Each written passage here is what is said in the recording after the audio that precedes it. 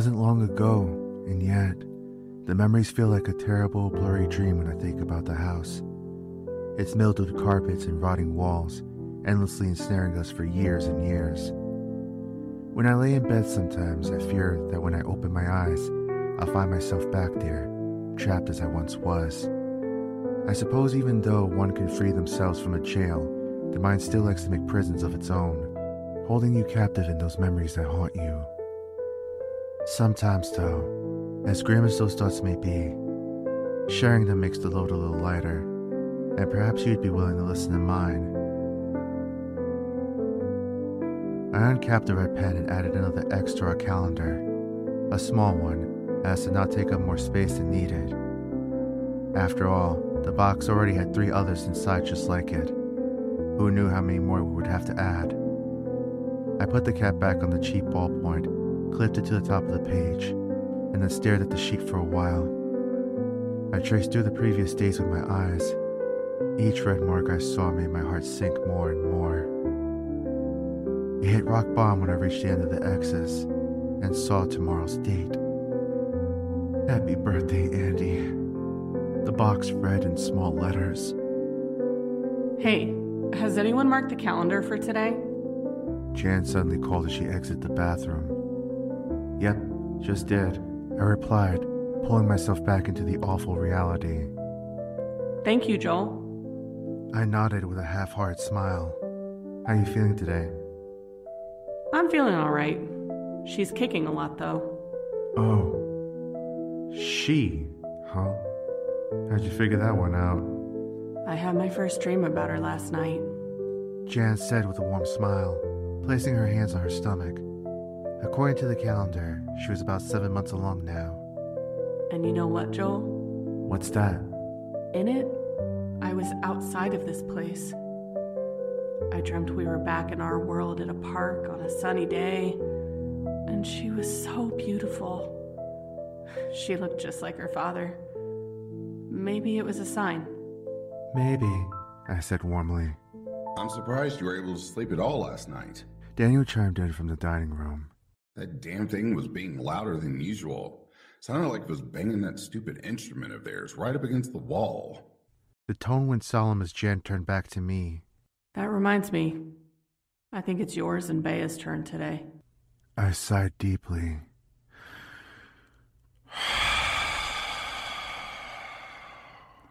Yeah, I think you're right, unfortunately. I'll let her know. Why don't you get everyone around for breakfast and we'll get it done after?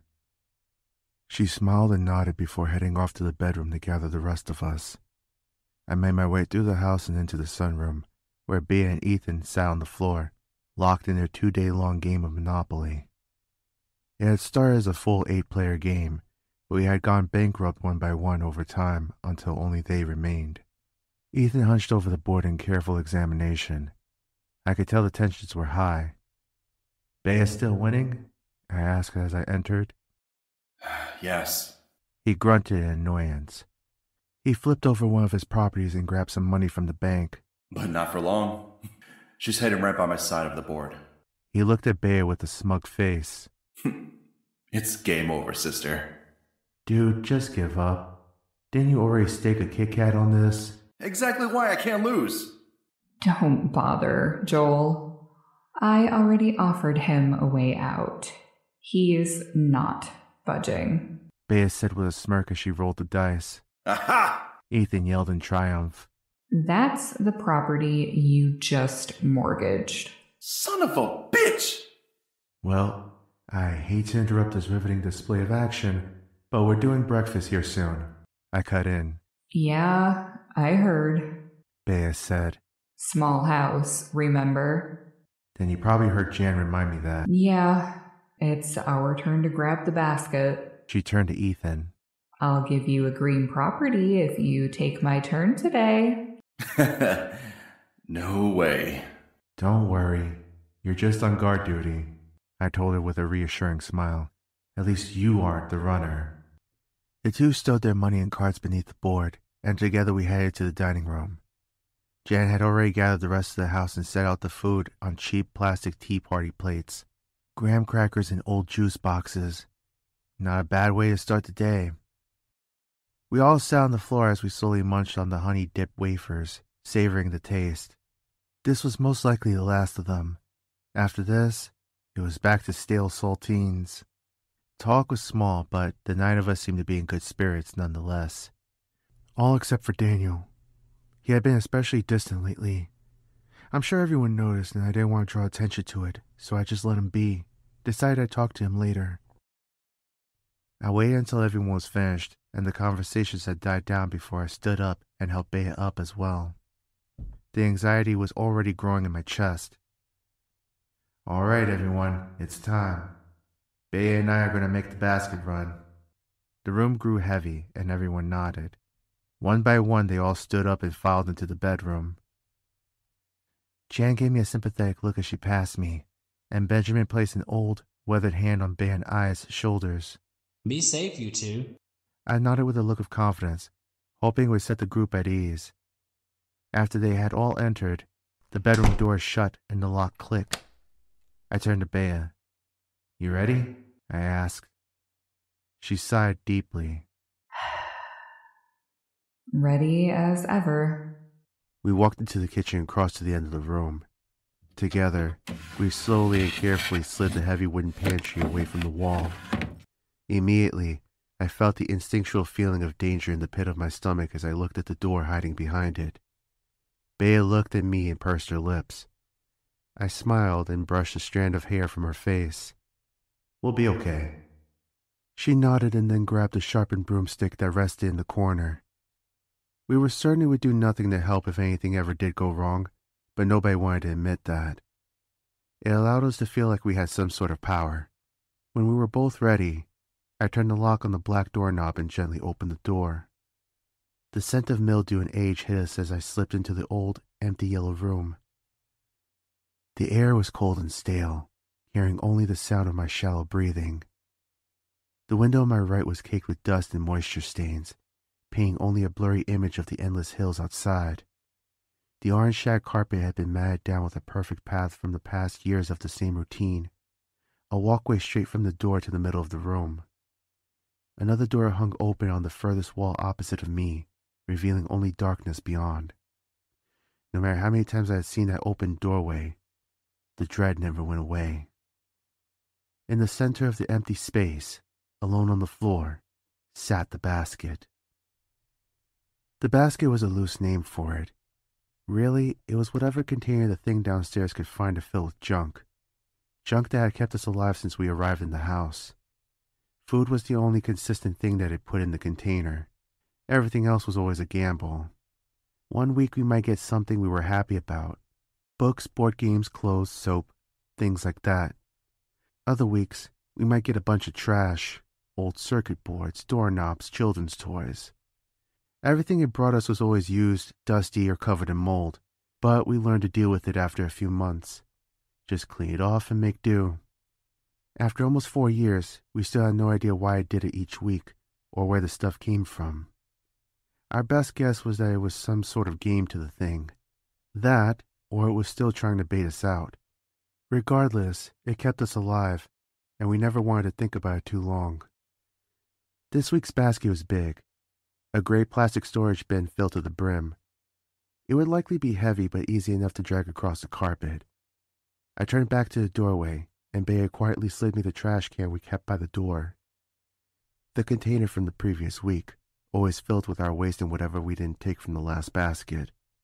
Anything left in the room, the thing would take back. I sat beside the door, then quickly glanced at Bea, just in case it was the last time I'd see her.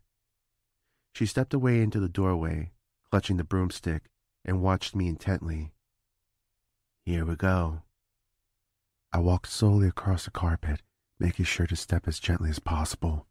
With each stride, I stopped to listen to the opposite doorway. So far, I heard nothing but the heartbeat in my chest. I crossed farther in, making my way to the bin. The few feet into the room always seemed like miles. Bea watched the other door while I kept my eyes on the basket and continued my routine. Step. Nothing. Step. Nothing. Step. Nothing. Finally, I reached the basket and glanced inside. Sure enough, this was a good one. Not only was it full, but it was packed with valuable supplies. Boxes of cereal, blankets, I could see 2 rolls of half-used toothpaste, a deck of cards, and a whole lot more. Not wasting any time, I placed my hand on one side of the handles and began to carefully pull the basket back to the safety of the house. Step. Nothing. Step. Nothing. Step. Nothing. Shit! Joel? Bea called, alerting me of the noise I was already well aware of. Forfeiting stealth, I yanked the basket hard and bolted for the doorway. Below me, I could hear a chorus of thuds as the creature beneath scurried to the stairs, banging its instrument the whole way. I heard it around the corner of the steps and collided with the wall as I reached the kitchen. Bea let me inside, then turned to help pull the basket.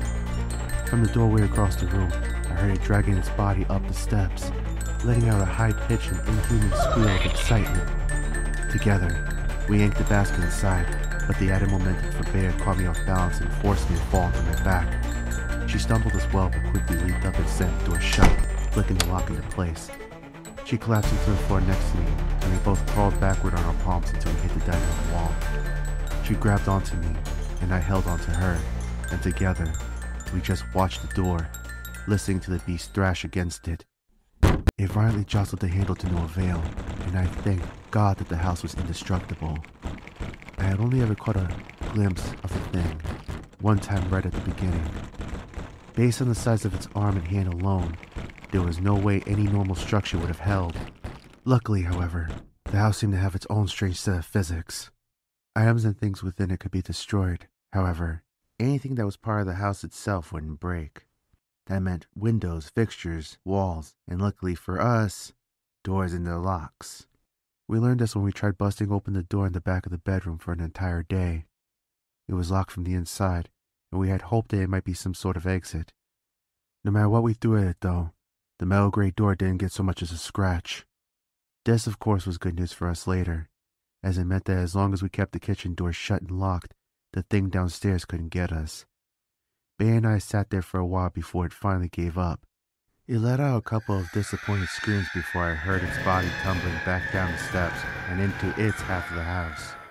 When it felt quiet again, Bea sighed and rested her head on my shoulder.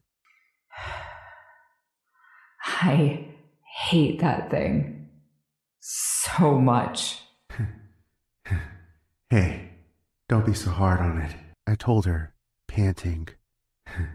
It buys us groceries, I said, pointing to the basket. She didn't find it funny. We stood and pulled the crate into the living room, then walked to the bedroom door and signaled. 3 knocks. Wait 2 seconds. Knock again. Jane opened the door, and everyone breathed a sigh of relief when they saw the both of us were still there. I'm glad you two are all right. That sounded rough. Yeah, not too bad. Not as bad as some days. Good haul, though, I told her. Sometimes I wonder if you got pregnant just to get out of basket duty. You caught me. I'd take 9 months of this any day over running basket duty. The group gathered in the living room and began to sort through the bin, separating community items from personal items. Grace was already breaking out the rusty bingo cage for the raffle. Meanwhile, Bea, Ethan, and I returned to the kitchen to slide the pantry back into place. The door may have been indestructible, but like the broomstick, it helped us feel like we had power. I'm glad you guys are okay. I was worried when I heard Bea shout. Ethan said. Yeah, it was oddly close this time, I replied. Usually it doesn't wait that close to the stairs. Maybe it's getting smarter. Could be. Although after years of it still not catching on to the same routine, I'm not too worried about that possibility. Hey man, you never know. We've only been here for a couple of years. Maybe it's getting older. Oh gosh, don't say that. Bea groaned. I don't want to think about that thing getting any worse. Once the pantry was back in place, we rejoined the group. Grace had the bingo cage ready with all the balls inside. Each one had the numbers etched off and our names written on it with a magic marker. In the basket was the remainder of what had been left over after we had taken out the necessities. All right, everyone, raffle time. As usual, the two heroes get first pick. Grace said, smiling at us. You first. Bea told me. You had to run. You sure? She nodded. I walked over to the bin and sifted through what was left. A book of poetry, some pens, a roll of floral wallpaper, a keychain, some clothes. Bingo! A bag of old gummy candy. It was long past its expiration date, but living in the house had taught me that with artificial foods, it's usually just a recommendation that your stomach might disagree with. Bea went next and took the book. After that, Grace spun the cage and drew names, each person taking whatever scraps were left to add to their collection. When nothing remained, we set the container in the kitchen and returned to our business for the day.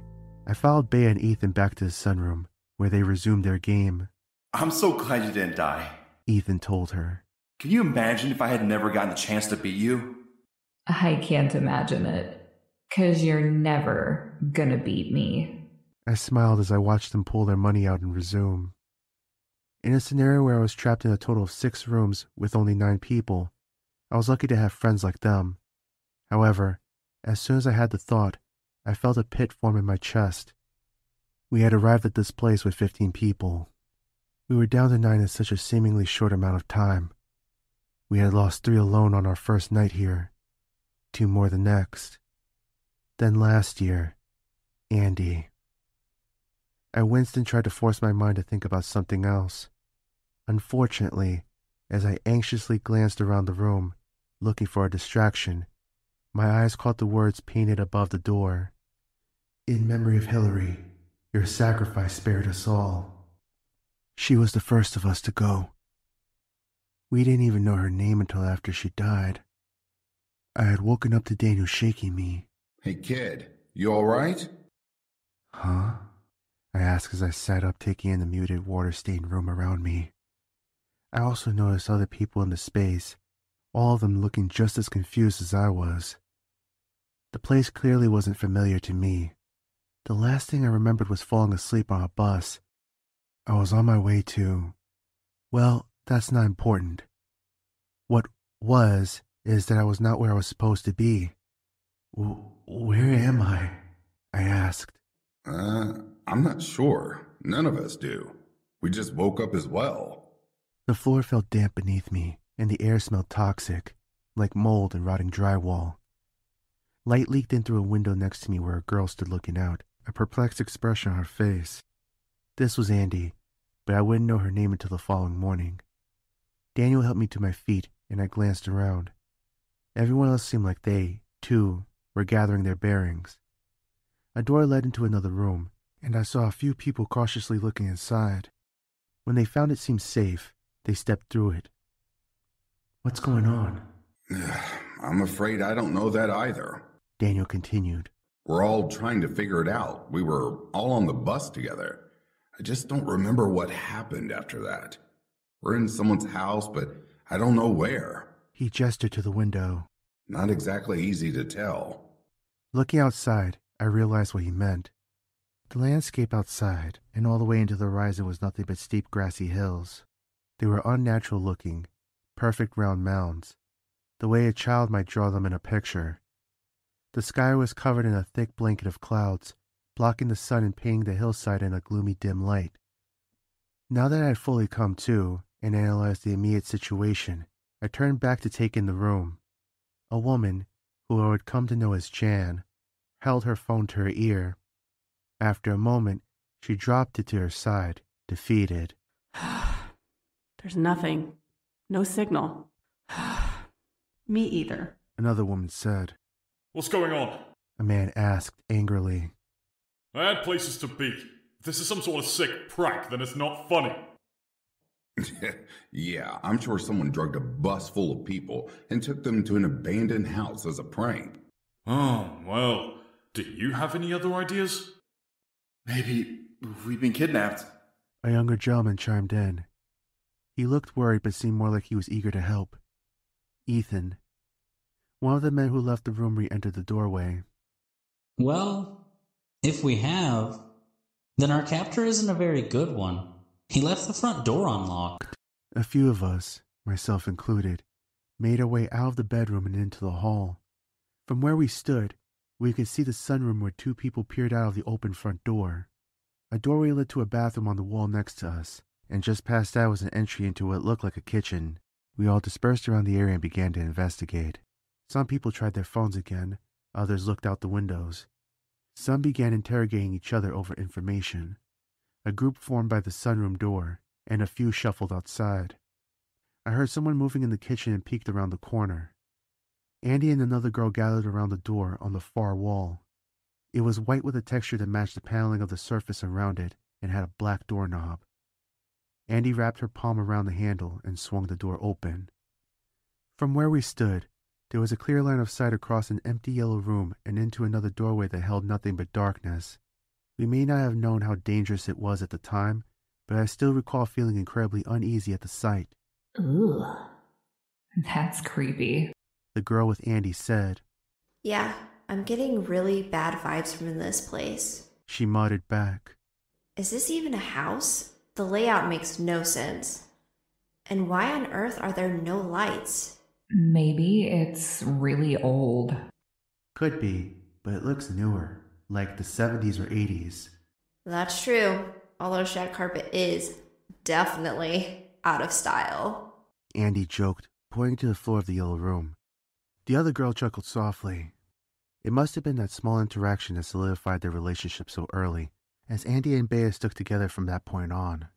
Suddenly, I heard the people by the sunroom door start to raise their voices in an argument. I watched as one of the three who had gone outside ran back in. No way. That don't feel right. The man yelled, pointing out the door. Well, what other choice do we have? We just can't wait around here forever. A woman's voice yelled back. We haven't even checked the rest of this place.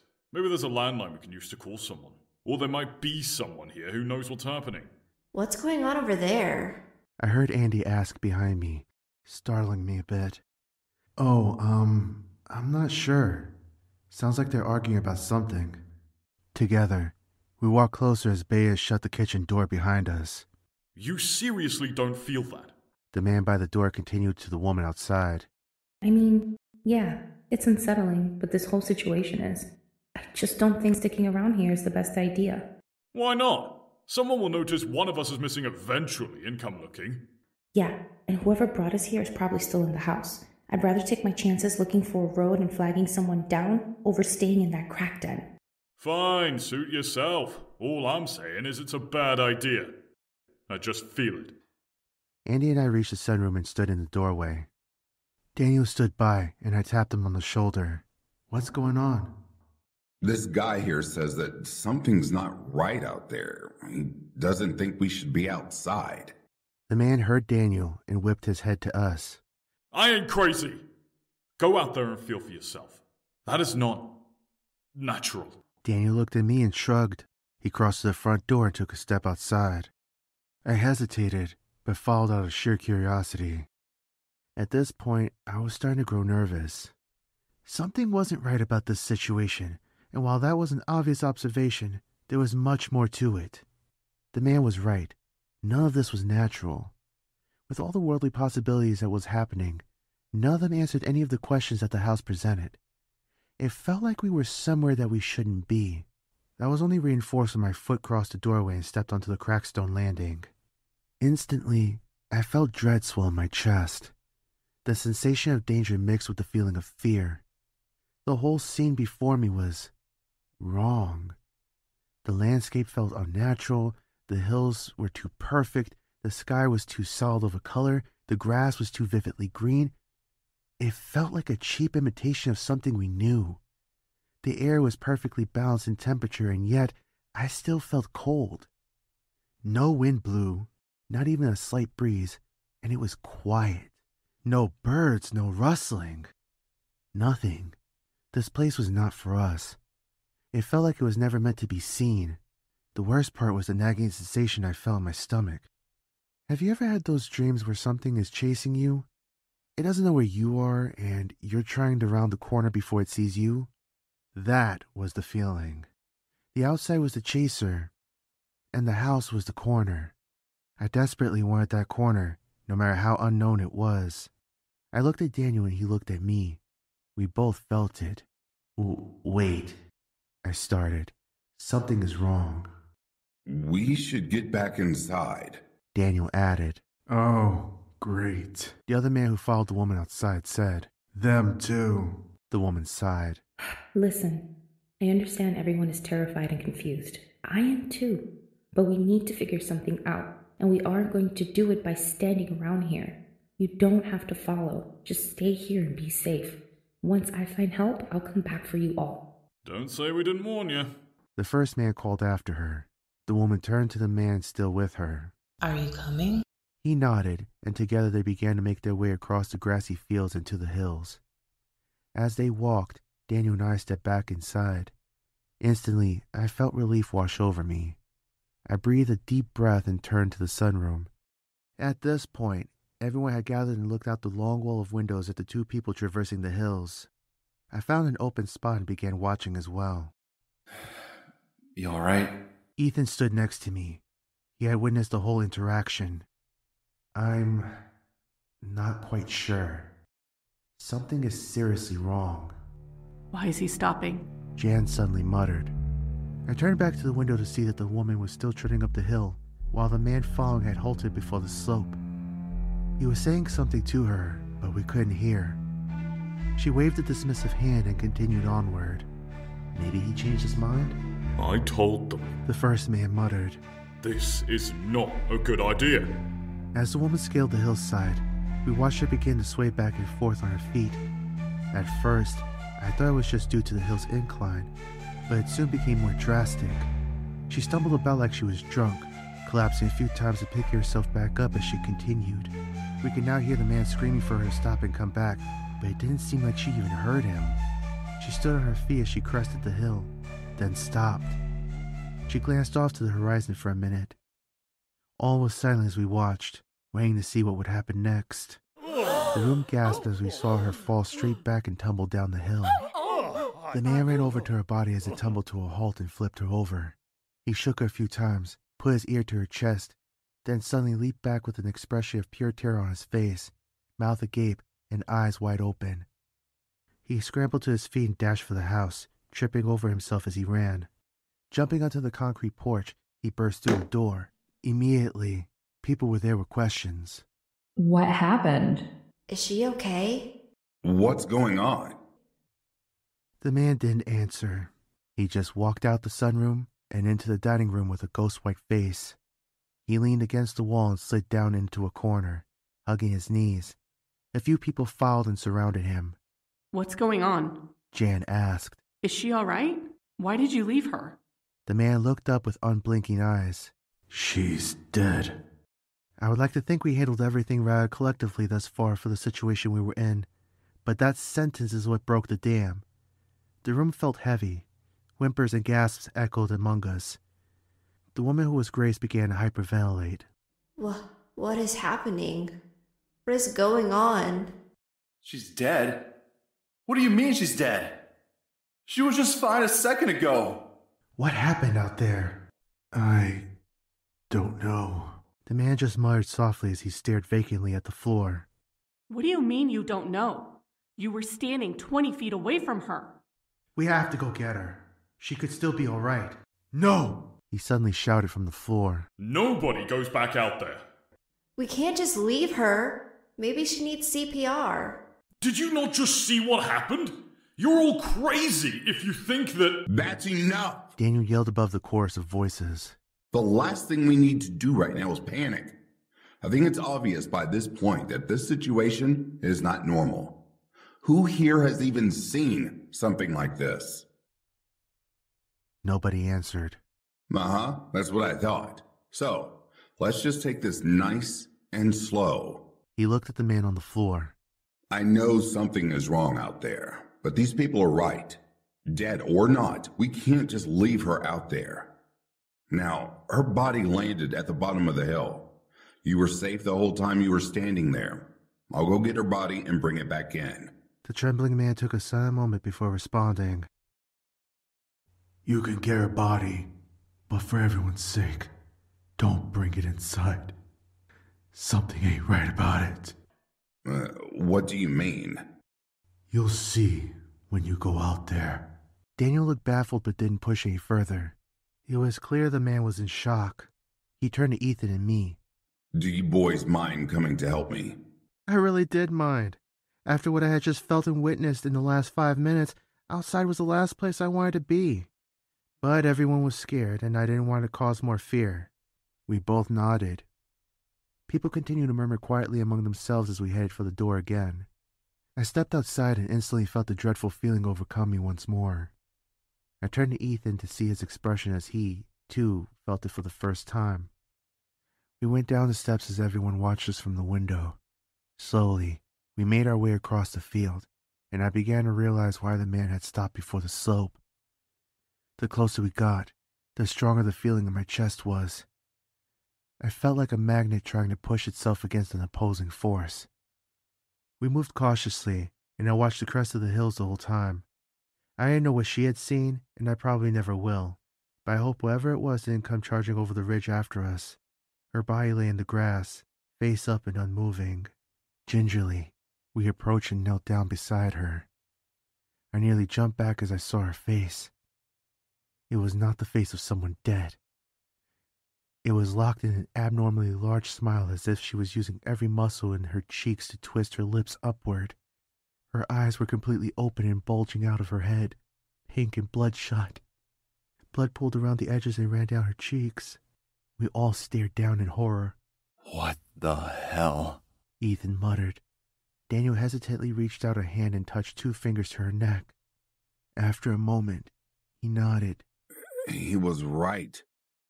She is dead. He tried CPR for a few minutes, but he gave up when it proved fruitless. There was no saving her now. Daniel touched her eyelids and attempted to close them, but they wouldn't. Each time he shut them, they would snap back open to their haunting gaze. I don't think they need to watch this anymore, I said, looking over my shoulder at the house. It was a small building with dirty white slates and a scuffed, mossy house. However, it appeared to go back further than we had seen so far. Let's just get her back, I suggested. Ethan and Daniel agreed, and together we hoisted her body up. Daniel and I grabbed her arms and legs, and Ethan supported her back as we moved. While we carried her along, something slipped out of her back pocket, a small wallet. Ethan stopped and picked it up, and once we reached the house, we laid her down against the wall. A few people peeked around the corner. What do we do with her? I asked. I'm not sure. If she's dead, this might be the best spot to leave her. Daniel answered. Yeah, plus, that guy was right. There's something off about her. Ethan added. He had a point. She may have been dead, but the body had a strange life to it. The face muscles were so tightly locked, and her skin had so much color. It felt like she might jolt up and begin screaming at any moment. We mutually agreed that, for the time being, we would leave her here while we sorted out the rest of our problems. Had we known what would become of the body, we might have done differently. As we headed back up the stairs, Ethan thumbed through her wallet. I looked at him with slight judgment. He suddenly realized what it looked like. Oh, no. I was just... He slid her license from the wallet pocket and showed it to me. Her name was Hillary. I felt like we should know that. It hadn't seemed important at the time, but after we realized that we might be at the house for a while, we felt that she deserved some sort of remembrance. While she had been warned not to go, it was bound to happen eventually anyway. After the first night in the house, we would have undoubtedly run for the hills. Hillary sacrificed herself to show us that that wasn't an option. She ended up saving the rest of us from her fate. Your sacrifice spared us all. I like to think that wherever Hillary is now, God rest her soul. She knows that she really did help us in the end.